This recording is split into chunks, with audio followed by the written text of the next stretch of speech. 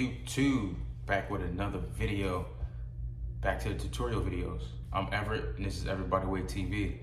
Now before we get into the video, let me get a like, comment, subscribe, and we on our way to 100 subscribers. Right now we have 57. It's a big goal, it's a crazy goal, but it's my goal. Let's see if we can make it to 100 subscribers. Now before we get into the video, I want to share something with you guys, just a little bit of a mindset and the type of mindset to have as being a barber and the type of mindset not to have as being a barber. Now, I'm aware that there's different mindsets and different perspectives, in a community of barbering, how you should approach clientele, how you should run a business model versus commission-based versus booth rental model. But I just feel like my approach may be a little bit different. I'm not really sure, or maybe it's just less out of the mainstream, but this is more of a mainstream type barber. So let's go over it real quick. So he says, let me pull it up. So he says, I had people I was cool with laugh at me when I asked them if I could cut their hair.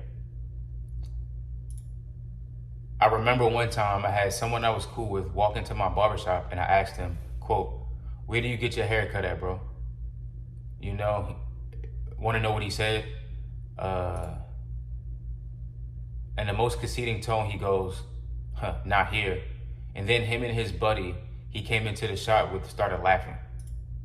Some disrespectful shit, right? So I go, well, if there's ever a time where your barber can't fit you in for any reason, I got you. Guess what he says? Nah, I'm good. Damn. It's gonna be a no for me, dog. Keep it up, though. Fast forward a few months later, guess who I get a text from? Yep, you already know. The same guy that said, "I'm good," hits me up talking about, "What's up, bro? The barber I normally go to is booked up and I need a cut for this thing I gotta go to." The irony. I said, "Come on in, bro, I got you." And guess what happened? I ended up cutting him once a week for the next few years. Okay. Now, I don't like that. Not to say that he's wrong.